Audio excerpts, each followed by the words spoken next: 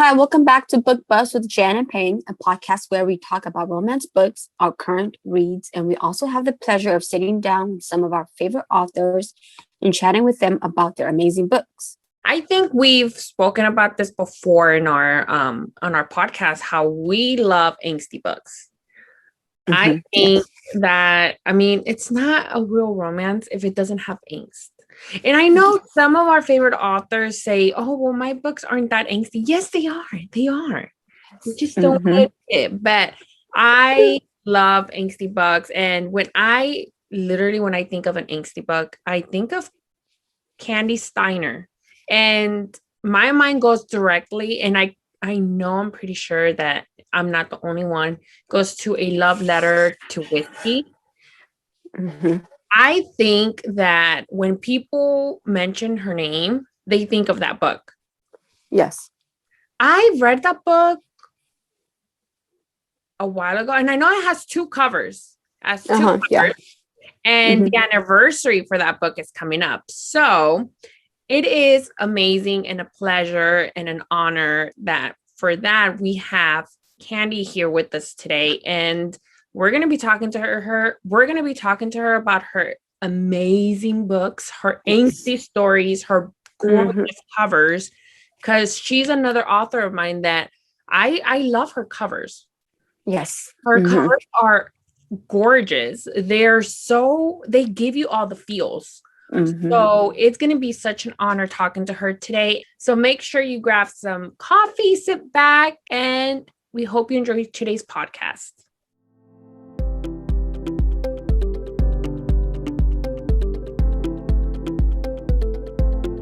So thank you so much, Kandi, for joining us today. It's definitely an honor and a pleasure to have you on our podcast.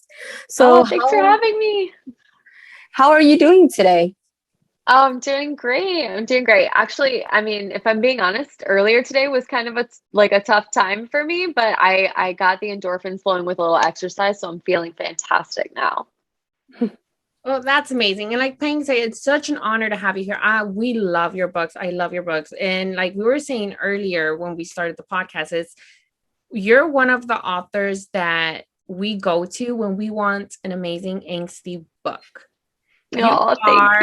The queen of angst, and it's an honor to have you here. I remember the first book I picked up from you was Reverie. I think that's how it's pronounced. And Revelry, Yes. And it was like phenomenal. And then after that, it was just, I had to keep reading your books and like my t-shirts, PS2, it's currently one of my favorite books from you. So it's such an honor to have you here so we can talk about your books. But we did want to start off with you to see if you can tell us a little bit about yourself. Like, how did you get into this angsty writing world? Because I know a bunch of people, and like we mentioned earlier, I feel that when people say your name, they think of angsty author and Love Letter to Whiskey. Yeah. So how did that come up? Man, it's interesting because when I first started writing, when I got started in my writing career, I thought I was going to write nonfiction. That's what I studied in college. I fully expected to be writing some of my childhood things and self-help sort of books. And then when I graduated, I started reading for pleasure again. And one of the first things I read was 50 Shades of Grey. And I loved it so much and was like, I need more of this in my life. But one of my friends saw me posting about it on Facebook and she was like, girl, have you read any indie romance? And I was like, what? And this is like 2011, I think. So she turned me on to Jen Sterling and Gillian Dodd. And I read a couple of their books and a couple of others. And I was just hooked. And I had an idea for a book, for a romance novel. And I've always been a hopeless romantic. Like since I was a little kid, I think the first time I ever wrote anything was a poem for a stupid boy. And I still write poems for boys. They're just not as stupid anymore. And so, yeah, I had this idea and I told my friends I wanted to do it as a New Year's Eve resolution. I was just like, I just want to write it and publish it. I don't expect anything from it. And that was Tag Chaser. And after I wrote it, I got random messages from people I didn't know who were like, I want Tanner's story. And he's the best friend in the book. And yeah, it turned from like a drip, drip, drip to a faucet that never turns off now, like a waterfall that's just always flowing. And that's kind of how it all started. But the angst didn't really come until Weightless. I think for me, Weightless was like truly my first really angsty book. And I was terrified to write that book. I felt like I wasn't ready. I felt like I didn't have the chops to write it.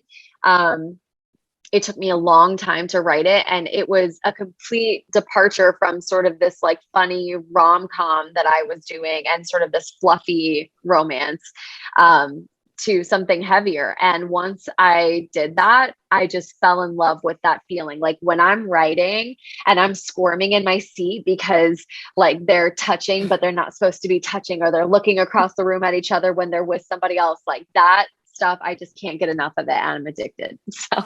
And it's funny that you say that, because that's how we feel when we're reading it. Like, yes. we're like blushing. We're like, oh my gosh, they're looking at each other. Like, come on.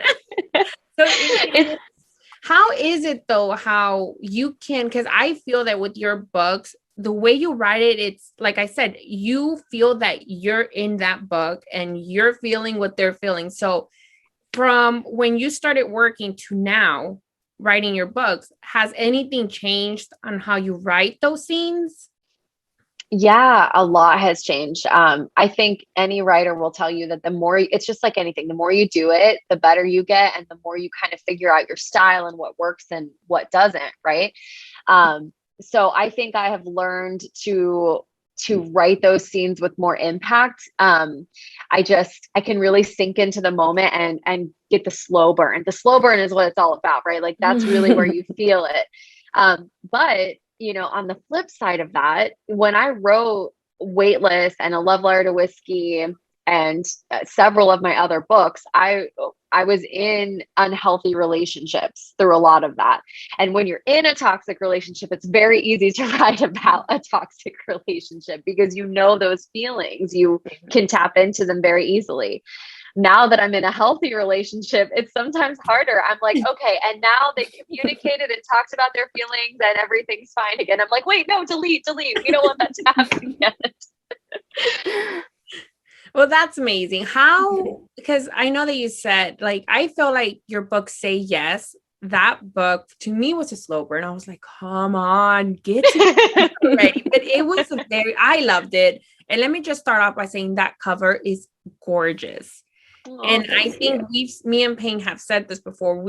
Your covers are freaking hands down one of our favorites. They're so gorgeous. They have all the feels, and I feel that they somehow match the story that you're telling.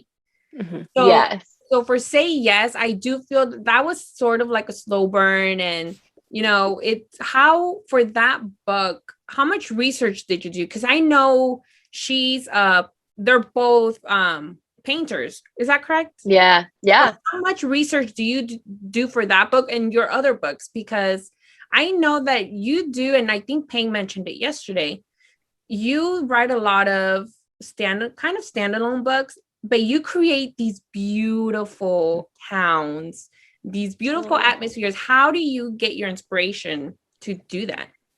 Thank you so much.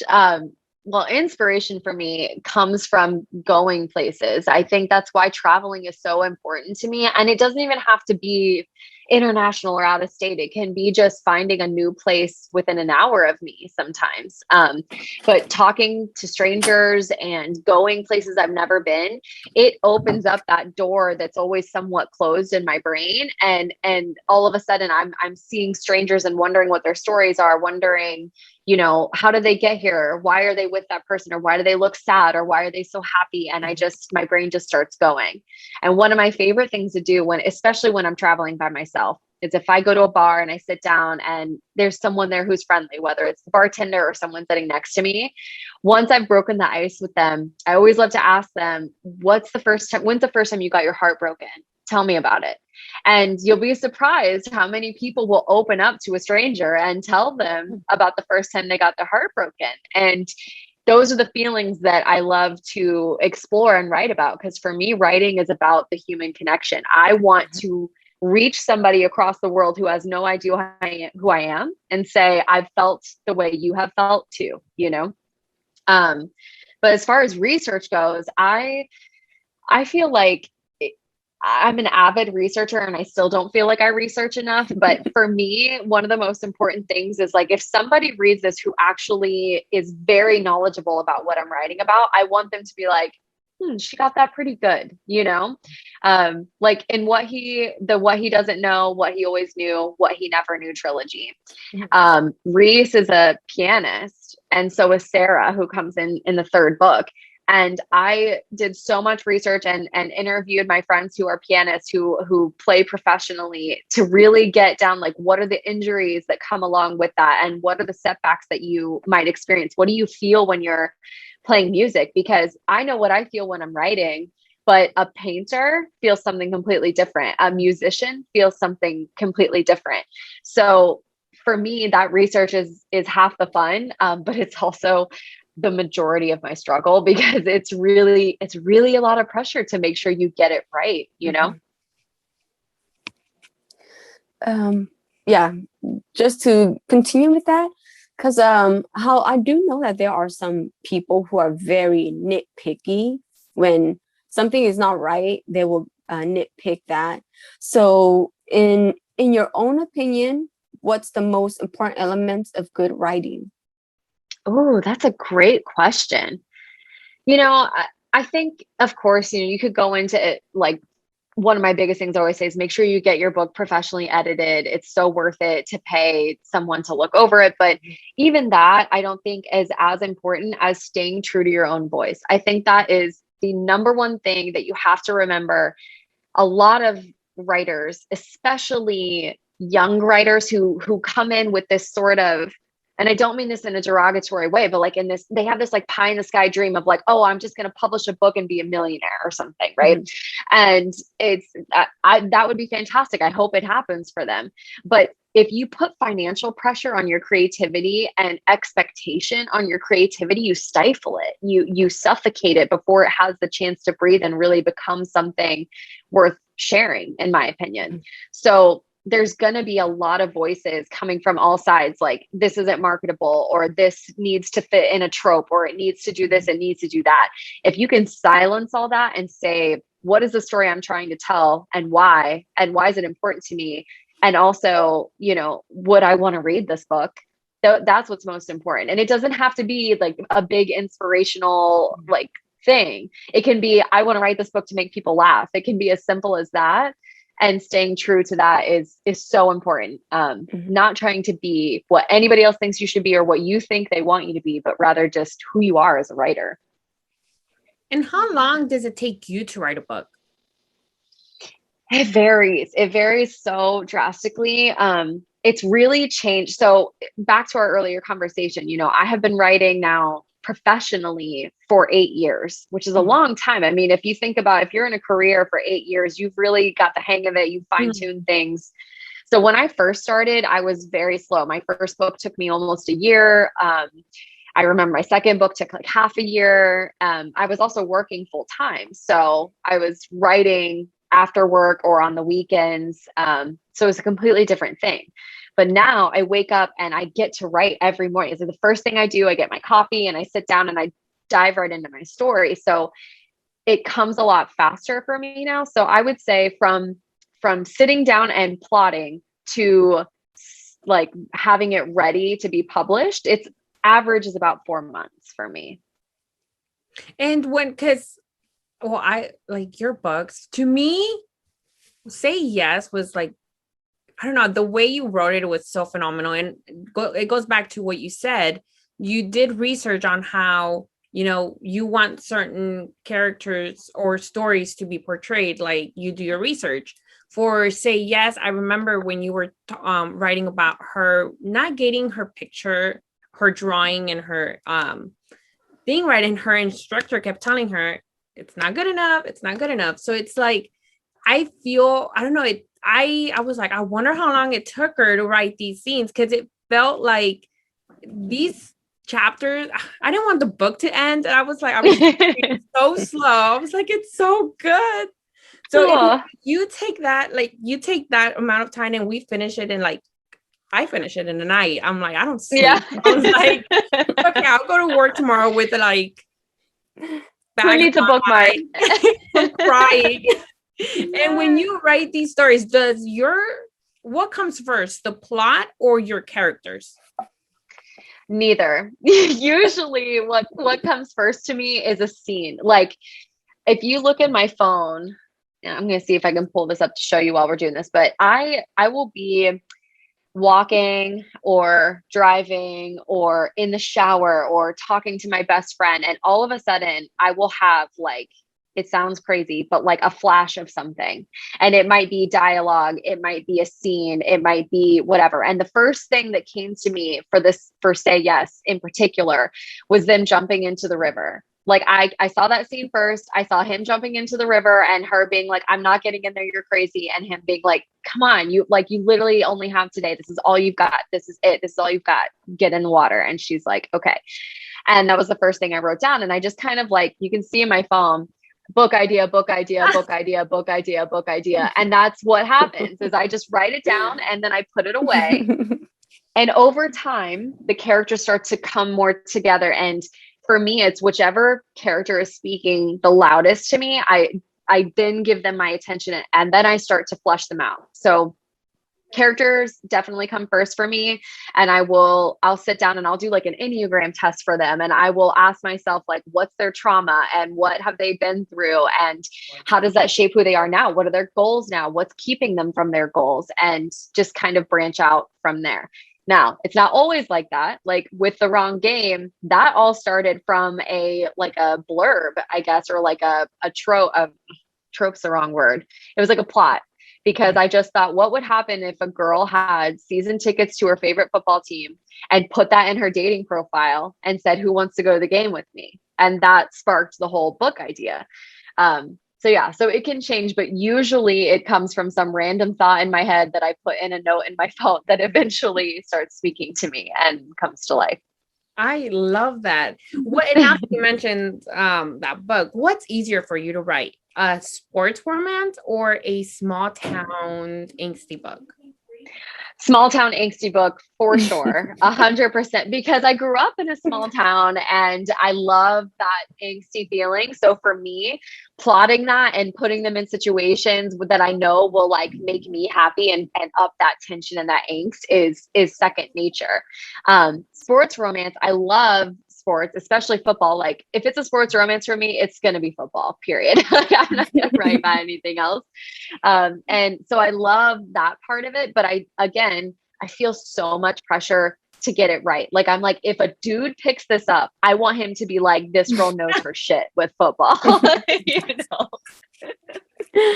So from your writing, what's the most difficult for you? The most difficult part of the process or of writing specifically, because it's different depending.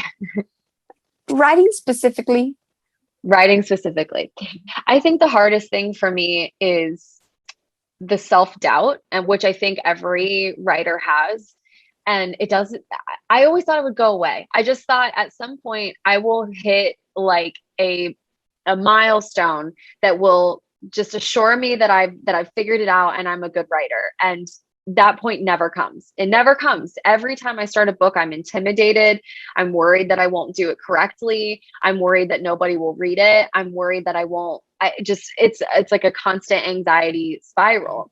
And meditation has become huge for me. And I start my morning. That's the first thing I do. I make my bed, I wash my face, I go meditate while my coffee is brewing, and then I write. And that piece of it is so important because I need to sit in silence and in the present moment and just remind myself that I can't control what happens after I write this, right? I can't control if readers buy it, if they like it, if it makes money. I have no idea.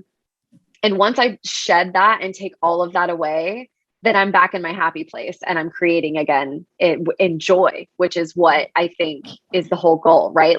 I wanted to do this for a living but not because I wanted to make a lot of money, because I wanted to write and that be all that I have to do. Like that for that to be how I get to spend my life is the biggest joy and blessing for me. So, so just shedding the pressure and just reminding myself over and over that, like, whether this makes money or not, I'm always going to be able to write. That's never going to be taken away from me. And that kind of brings me back. But imposter syndrome's real, y'all. Like, you just always feel it. You always feel it. And I just want to say that you are such an inspiration. You write some posts that you can see them in your books. Like, yes, you're writing fiction, but at the end of the day, your books have a meaning. Like, they mean something, and you finish the book and you're like, yeah, that's right. I take the little things for granted. It's okay to move on. It's okay to start fresh. And your posts are always about that. And I love looking at your posts. Like I said, you're such an inspiration, and I love how you view things. Yes, times get tough. And especially, with the whole COVID thing going on. But I mean, it's up to us to, we have to find our new normal. We have to keep going. And I love your posts. I just want to thank you. Thank you so much. On your stories a lot. Yeah, it does. I mean, everyone will ask me, one of the common like blogger questions that I get is, is there anything real life in your books? And I'm like, everything real life is in my books, because everything that touches me, every person who talks to me, every experience that I have becomes part of who I am, and my art is part of me. So it's inevitable that it bleeds into it. And I always tell people when I meet them, and inevitably it'll come up, right? Somebody will say, oh, Kandi writes romance. And I always take it as my opportunity to be like, yeah, so anything you do or say can and will be used against you in a fictional book. So just keep that in mind. Well, like I said, you write some books for me, they're emotional. So for you, when you're writing an emotional draining scene, how do you prepare for that? Because if we're looking back, like On the Rocks, let me just say, I love that book. Love Ruby Grace, love Noah. But there's a scene on there where if people have read it, when we start off the book, she is engaged. So, and there's a part in there where, they're fighting. I'm just like, it hurts so much. So how do you prepare and get in the mood for those scenes? Because I cry all the time with your books. I'm just going to say, I cry. Every book, I cannot end the book without crying. Oh man.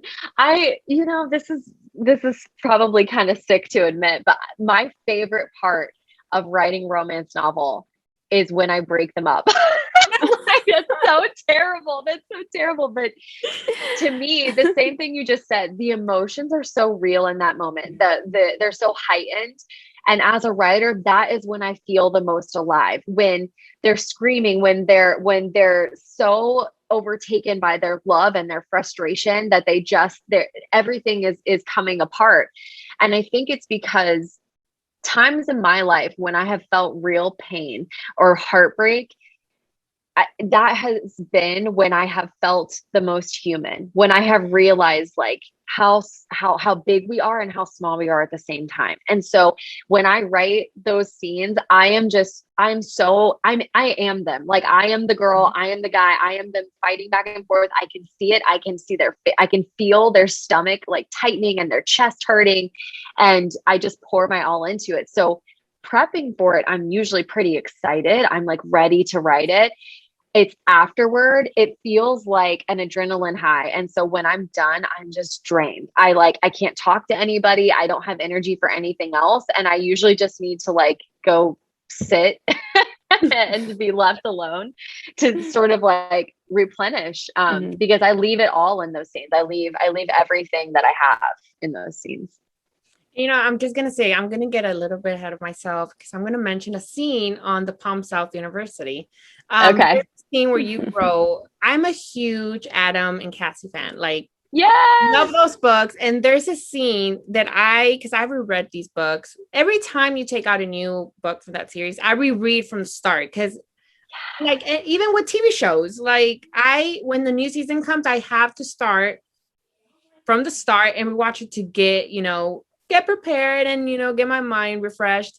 And there's a scene that always makes me cry. And I think for me, from out of all of your books, and I don't know why that scene always gets to me. It's when Adam goes after Skylar and Cassie is like, you know what? It's always going to be her. I can't do this. I'm done. That scene, I kid you not, I cry every single time. And I was reading the last book and I was texting Ping. I was like, girl, my anxiety is off the roof. Oh my gosh. And they like, you don't know what's going to happen with them until the last episode of that season. Ping, what am I texting you? I was at work. I was like, girl, I want to go home. Like, my anxiety is so bad. Like, what's going to happen? Oh man, I remember that scene, and that was a tough one. There's so many with Adam and Cassie too. Like, one for me with them, well, there's a couple times that it happens, but the first time that Cassie climbs through Adam's window and she just crawls into bed with him and she's like, you were right about Clay, right? Who like totally screwed her over. And he holds her and he's like, I wish I wasn't. And like, when I wrote that, I was like, oh my God. That scene is replaying in my head. Yes. Oh man, there's something about that age too. That's why I love writing new adult, because when you're in that stage of your life, how old are y'all? I'm just curious. I'm 29.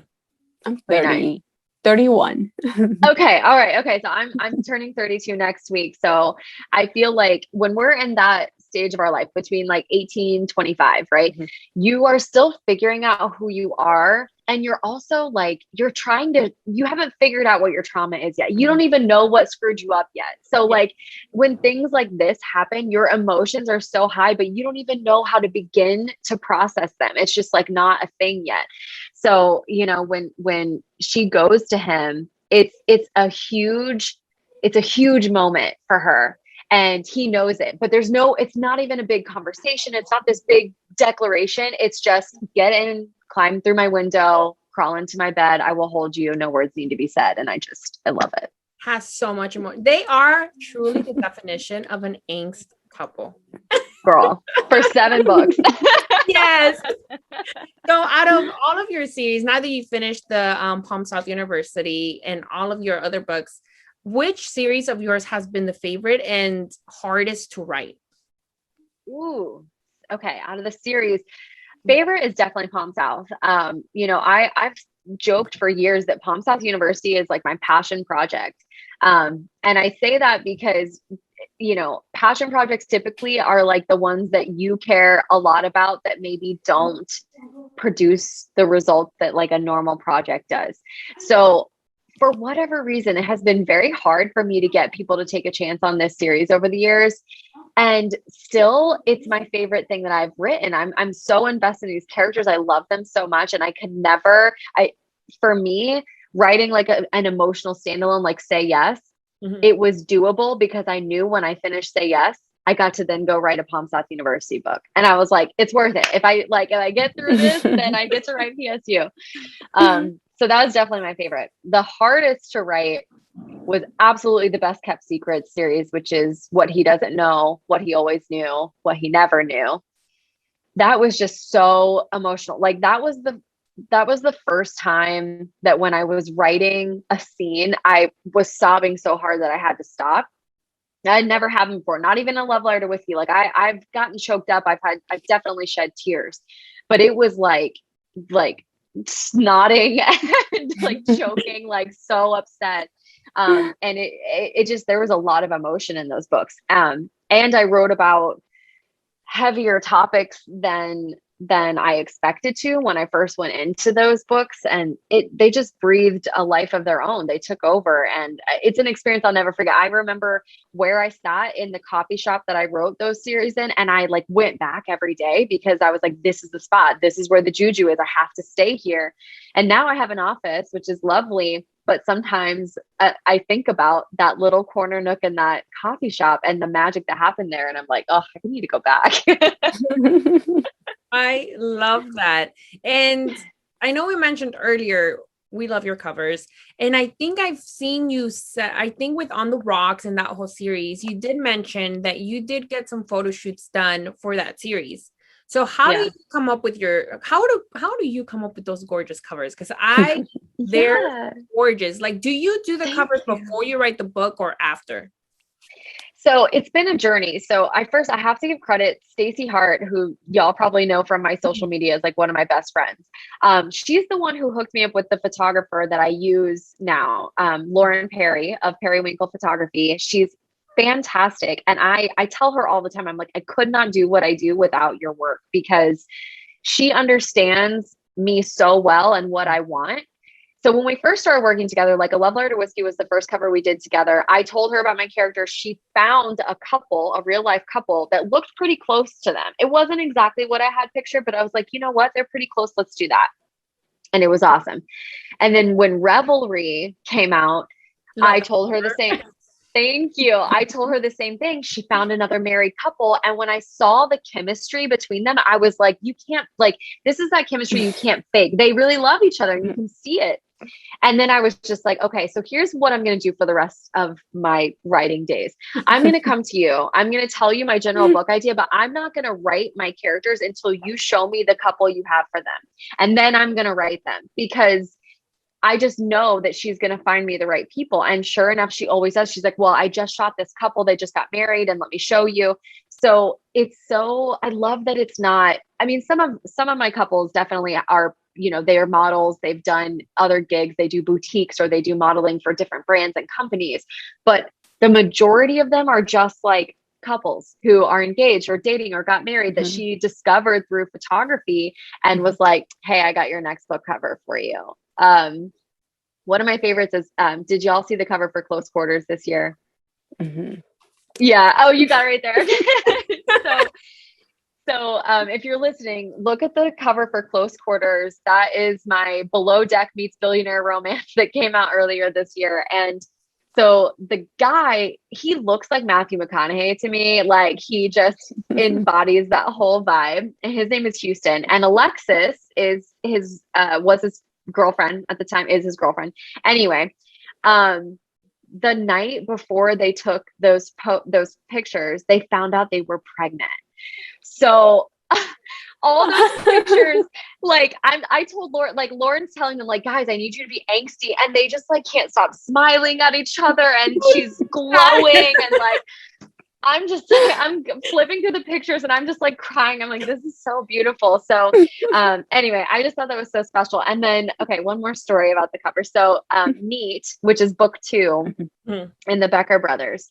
So we found the girl who was perfect for Mallory. I mean, she's got the badass vibe. Yes. Like, she's just like actually Mallory, but she didn't have a boyfriend. So we were like, well, this is strange. Usually we find a couple, but we've got to cast a guy.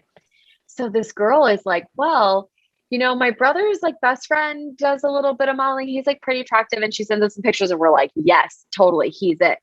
Well, as they're shooting, Lauren finds out from her that like she's had a crush on this guy forever. So they're taking these pictures and I'm like, this is proof that you need to be, he likes you too. Please tell him. So I never did get an update on them, but in my mind, I like to think that they, they got over and got together. We need an update. We need an update. That is amazing. No, because your covers are they're gorgeous.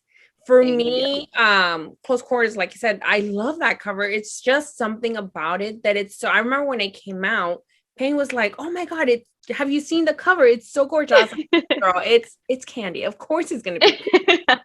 One of my favorites is On the Rocks. I don't know. Yes. I don't know. It's something about it. It's so warm. It's so soft. I love everything about it, and I feel that once you read the book, that's them. They are so soft, they are warm, they're perfect. And that cover literally matches who they are in the book. Yeah, I was so shocked at how well she did in that shoot. Even for the teasers that didn't make the cover, it's just like he's wearing like cowboy hat and she's got her boots on and her shorts, and it's just everything is perfect. But that picture in particular, I mean, they were not even engaged at the time; they were just dating. And I just remember seeing that and like the sun glare coming through and how everything kind of got this orange tone. And I was like, yeah, that's it. That is the cover shot. Lauren knew when she shot it. She said, I already shot your cover, but I'm going to go ahead and keep going. But like, I just want to let you know I already got it.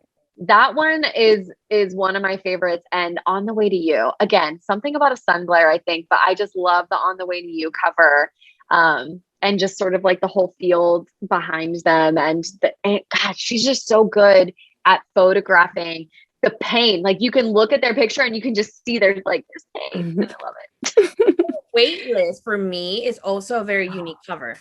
It is there's something about it that makes it so special. And I think me and Payne were talking about yesterday, the covers. She mentioned, she's like, that cover is gorgeous. And that cover changed my life, y'all. Like, so that one was not Lauren. That was before I met Lauren. I got that off of a website, Stocksy, which is great. If you're a writer and you're listening to this and you are frustrated by stock photos, please go to Stocksy. It's a very artistic site. They take it, it's not like the cheesy stock photos of like a guy with a white background or whatever. So I saw that picture and I was like, this is like exactly what this book feels like. If that makes sense. Like that picture looks like this book feels. And so I actually wrote that scene in after I bought the picture of her like laying on the log and kind of dragging her fingertips through the water because I wanted to incorporate it in. But I remember that was my 6th book.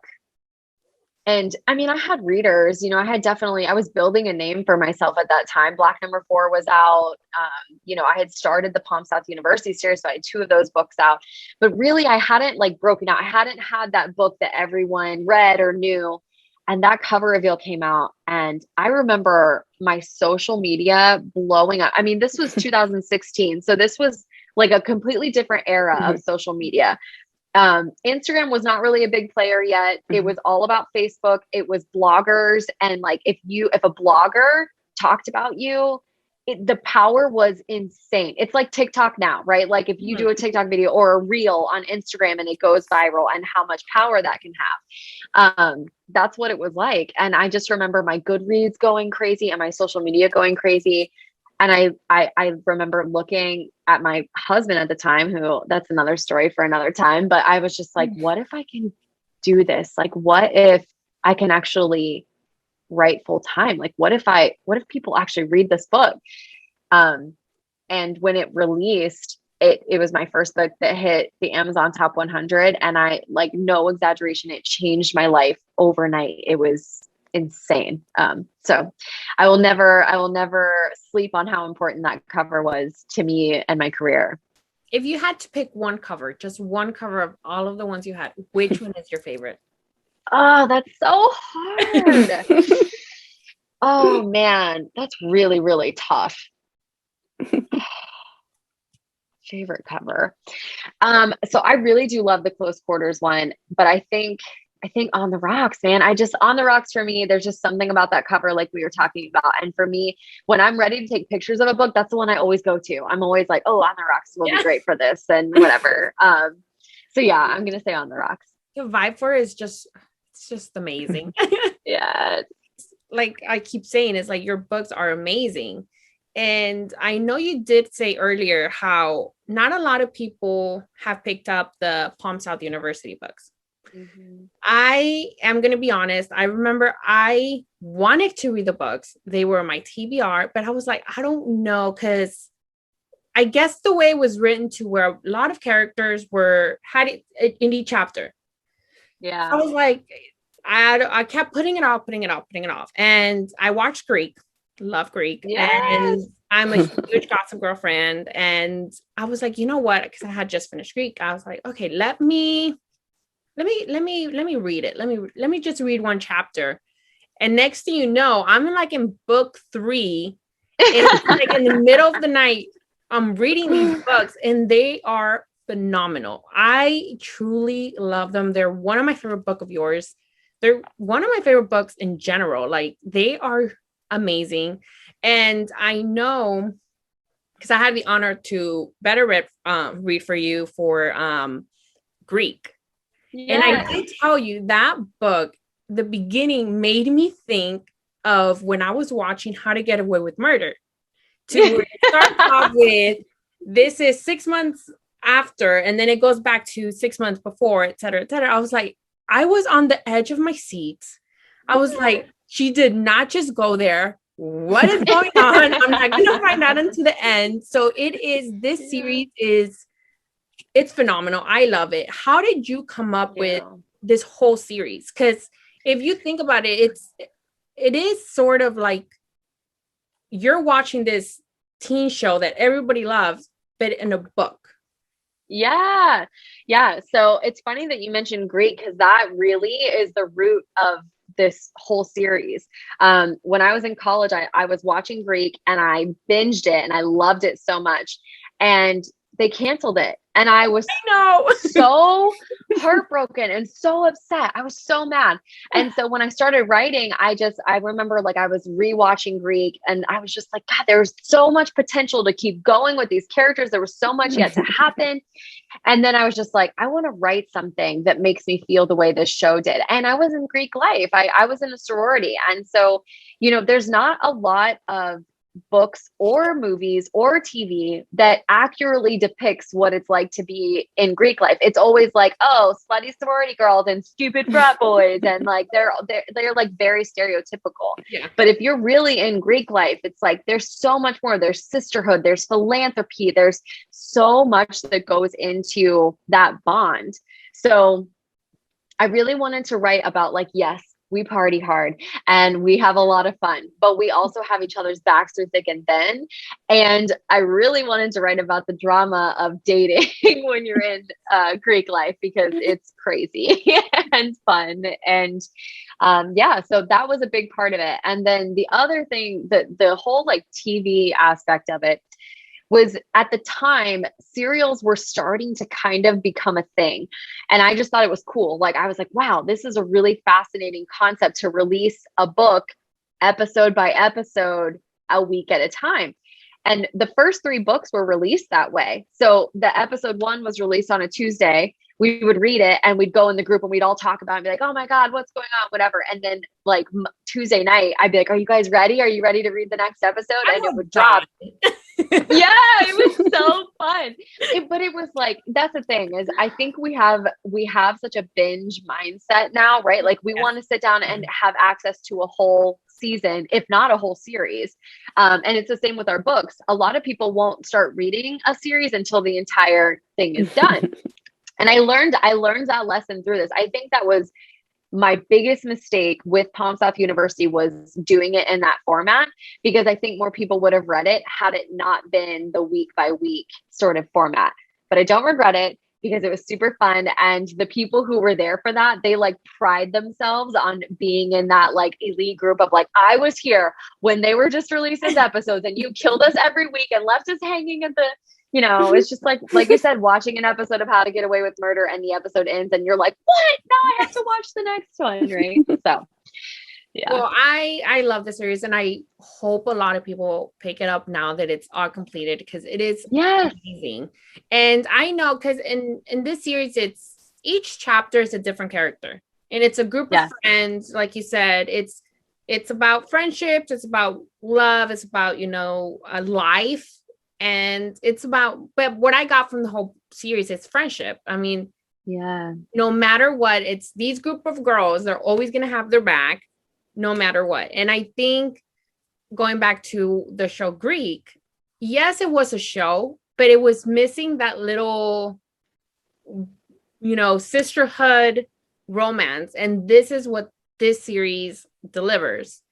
Yeah, I love that you call it a sisterhood romance, because I feel like as the books went on, that took over. Like readers were more excited about the friendships and the bonds. And I've had so many people message me and be like, I wish that I had friends like this, or I wish I had girls like this in my life. And I'm just like, that's the real love story here. That's the real love story. Guys come and go, but like your friends, that's who is always going to be there no matter what. And I think that's like the real love story in the whole thing. Yes, I loved it. From all of these characters, I know that Skylar did sort of get her mini book. Yeah. Would any of these characters ever get their own standalone book? I don't see that happening, but I never say never, because I also said that I wasn't sure I was ever going to write Belle's book, and I wrote it last year for The Right Player. So, but I will say I definitely do plan to write for the series again. What I see happening is sort of like, I have an idea for a Palm South University Christmas special that's like a few years down the road, where you can see where they are, and like they're all coming together for Christmas, and some shenanigans happen. So that's kind of what I see happening. But I don't know if you know this or not, but Black Number 4 was written before any of the Palm South University books. So it was written, and that's what sparked the rest of it, was that I wrote that book and I was like, I'm not done with these characters. Like, I picked up in the middle of this person's story, and like, you don't even know what happens to them after. And so I went back 3 years and started, or 2 years, and started writing.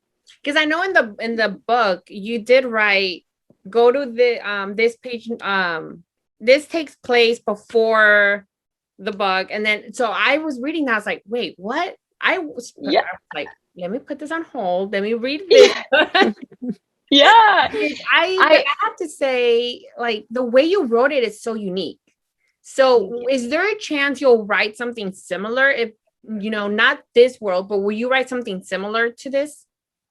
I could totally see that happening again, especially because I fell in love so much with the serial format and the like multiple characters kind of like having their own stories, but also having their stories together. I just loved that so much. But right now I just have such an affinity for these characters and for this series. It was heartbreaking when I finished it. I mean, when I kept saying bittersweet, bittersweet, but for me, it was mostly bitter. Like, I was so sad to leave them, even though like, I firmly believe this is where the story needed to end. I think this was it. Everything happened the way I pictured it. And I feel very happy with how it all turned out. But it's going to be a while before I can go back to that world or write a similar thing, just because those characters right now are still so heavy in my heart that like, they're not ready to give up that place yet. So I cried. The last chapter, I was crying. I was like, I cannot believe it's over. Like, this is it. I refused to read the last 2 pages until I had to. I was like, nope, I'm going to wait. I'm not going to read it.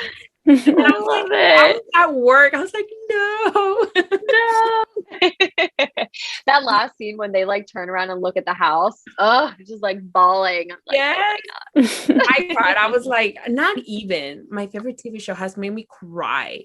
Like, it felt like I was watching it. And that's the most amazing thing of the series. It's, you're reading it, but it's like, it's so well written that it's playing out the story in your head. So you feel like you're watching it. Yes. And that's what I loved. And I really hope everybody picks it up, because I loved it. And it's the series is all completed. So you can binge read it. I picked it up when you were in book 4, I think. Nice. That's awesome. What a great time to come in too. Because then I tortured you and made you wait for the last 2 books. Yes. I remember in Book Bonanza, you came to Book Bonanza. And I was like, so when are you releasing the next book? And you're like, oh, I still have like 2 books before that. I was like, 2 books. Yes.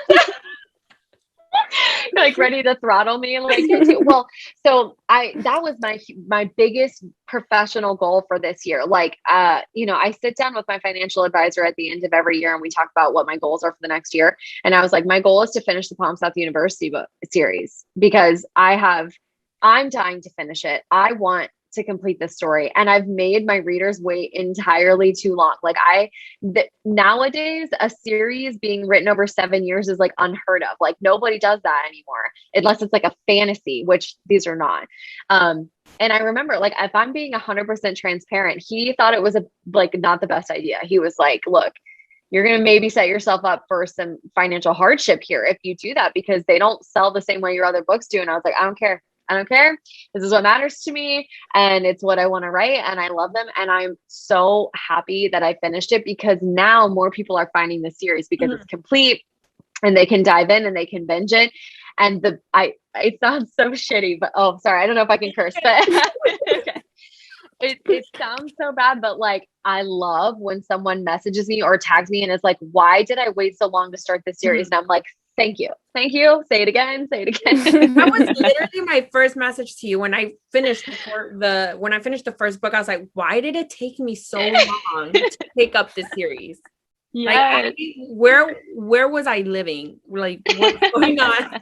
And well, no matter when you come in, I'm glad to have you. So when you started the series, did you plan 7 books from the start, or how did you come up with it's going to be 7 books? Each book is going to have this and this. Like, did you plot all of the stories for each character, or how did that go? I would say I had solidly 70% of it figured out, and 30% of it surprised me.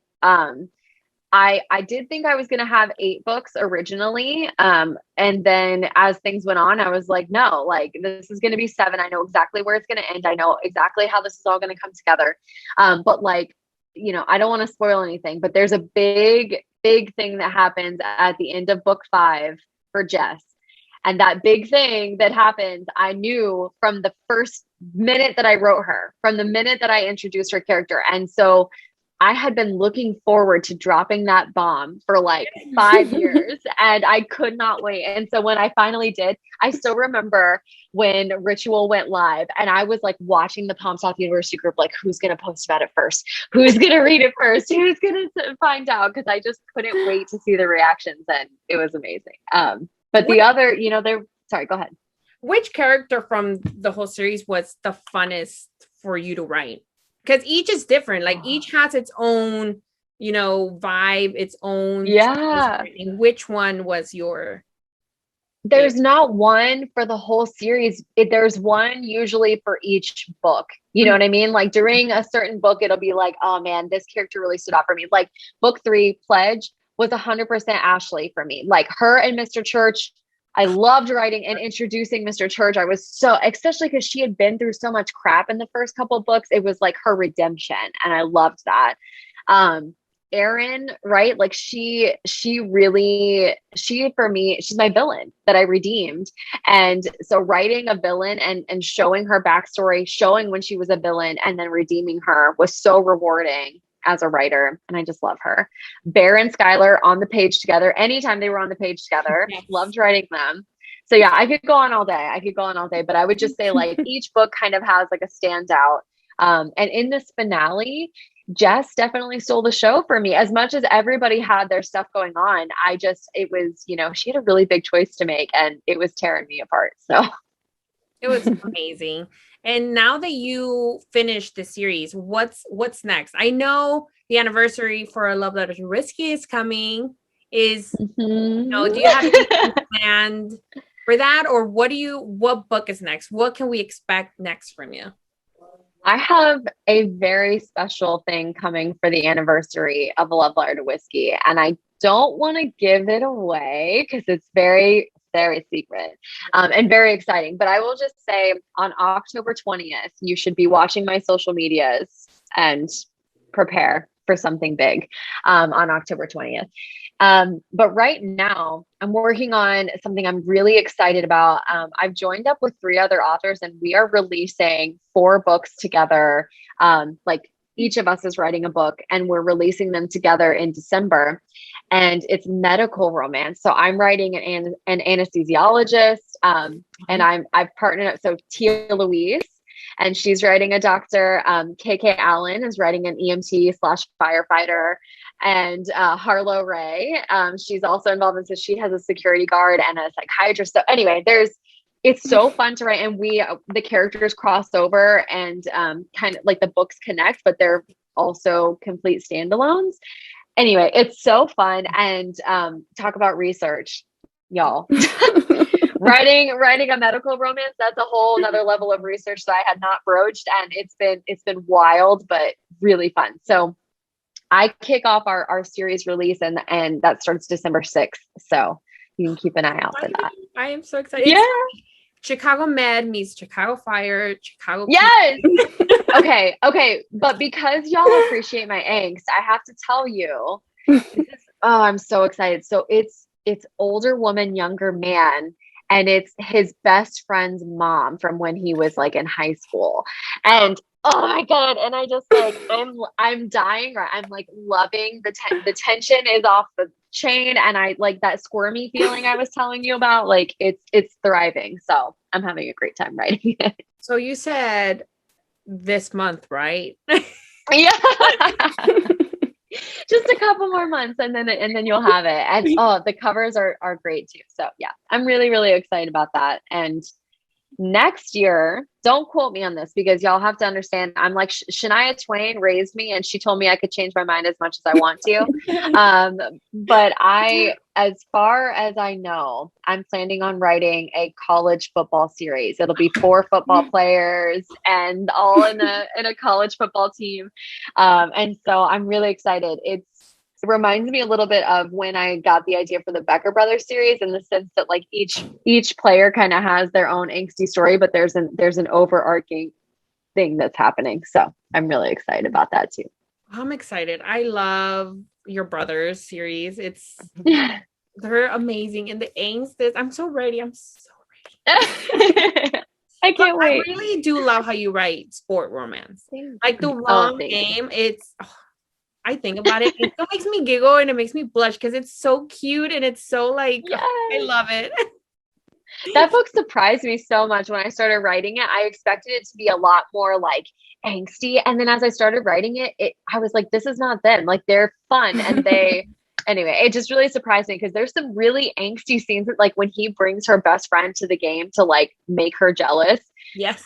Oh, man, but then like you have scenes of them like, romping around Chicago eating hot dogs together and being silly. And so yeah, I love them. So I don't know if you guys saw, but that book as of September became my bestseller of like all time out of all my books, which is crazy. So yay, the wrong game.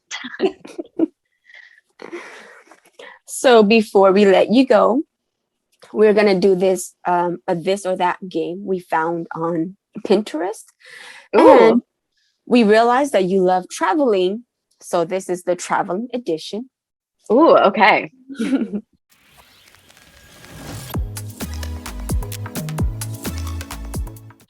Would you rather pick an Airbnb or a hotel?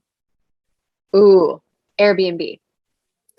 A nice restaurant or street food? Street food, 100%. Hot air balloon or a helicopter? Hot air balloon. I've never done that. I would love to. A beach villa or a cozy cabin? Cozy cabin. I'm at home in the mountains, like 100%. A small town or city life? Ooh, small town. Glamping or camping? Glamping. I'm not even ashamed to say it. Like I need a shower. Slow travel or see it all now? Ooh, slow travel for sure. Snow or the beach? Ooh, both. The beach. Europe travel or Asia travel? Europe travel. Airplanes or boats? Oh, that's tough. I want both. I enjoy being on a boat more than an airplane, so I'm going to say both. Hike a mountain or swim in the sea? Hike a mountain. And that's it for that Yay! little game. What has been your favorite place you've been to? Oh man, there's so many places that come to mind. If I had to like gun to my head pick something though, it would be Italy in general, like all of Italy. I really love Tuscany. I love the Amalfi Coast. Obviously it inspired me so much that I wrote Say Yes and Close Quarters. Like I love Italy. And Italy was the first international signing that I was ever invited to. So it was the first time readers who don't speak the same language as I do read my books, and they are so passionate and emotional. And so we were like, people were crying and like hugging, and it was just, yeah, I have a love for Italy and everyone who lives there.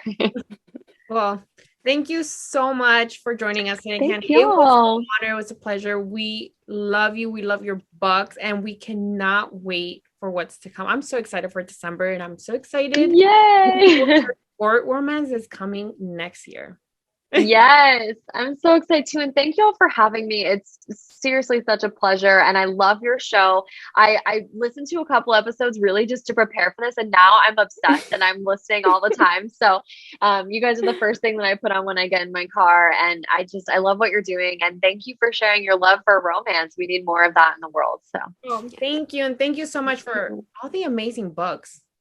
yes. I just want to say thank you for your inspirational posts, because truly they are an inspiration and you are amazing. You remind us to be grateful for the little things that we have around us. Your books got us through some tough times during COVID. So thank you so much for that. We adore you. I cannot wait. I think you're coming to Book Bonanza. I am coming to Book Bonanza, and I can't wait to be reunited with everyone. Like, yes, is it next summer yet? I know. Well, I cannot wait to see you in Book Bonanza, because I'll be there. Hopefully Payne will be there. Yes, Payne. So hopefully we'll see you then. And thank you so much. Thank you both, and have a great night. Thank you. You too. Bye. Bye.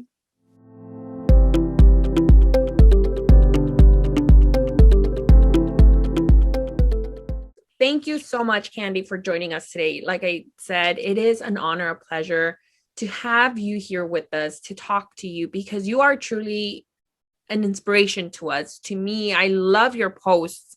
And it's just, you did get me through some of the hardest times during COVID. Earlier this year, you truly did. You have no idea how much I love your books and how much you helped me. So thank you, thank you, thank you. We love you. Cannot wait to see you next year in Book Bonanza. And if you guys have not picked up her Palm South University series, please pick it up. It is amazing. Trust me, I regret not picking it up as soon as I saw the cover, because the covers are gorgeous. Like, they're so sexy. I'm like, they're beautiful. You're truly not going to be disappointed. You're going to fall in love with these characters. These stories have so much meaning to it, more than a love story. It's about friendship. It's about life. It's about, learning, growing to know who you are. So please pick it up. You're gonna love it. It's amazing. And pick up On the Rocks. I love that book hardcore. Like, Ruby Grace, she deserves another book. I'm just saying. But I'm so excited for her books next year. I'm excited for that series that she has in December with KK Allen, which I love. And she just released the book, Taken. And Harlow Ray, she just released the book too. And Tia Louise. I love those authors. This series is already a pickup for me. So make sure you're following them on Instagram or on social media so you don't miss out on that announcement for that book series we're going to take out on December. If you guys have any questions for us, let us know. And make sure you're following Kandi on Instagram. Her handle is Kandi Steiner on Instagram. And we are going to link it on our Instagram page and as well as in our YouTube description box. So make sure you're following her. Don't miss out on her amazing posts. Literally, her posts are inspirational. Like I said, if you have any questions for us, let us know. Next week, we're going to have Emma Chase with us. Yes. I am nervous, like I am with all the interviews. I am excited. So make sure you tune in next week to listen to that interview. If you have any questions for her, head over to our Instagram. We did add a post where you can submit any questions. Go ahead and ask her if she's going to write more. Edward, love him. He is seriously my favorite hero of hers. We are going to be talking about Getting Real. That audio comes out in a couple of weeks, and then the ebook/paperback does not come out until next year. For I think early January, if I'm not mistaken. So make sure you tune into that interview. We're going to be talking about her books, her writing process, Getting Real, everything. So make sure you tune in, and we'll see you guys next week. We hope you guys have a good weekend. Bye. Bye.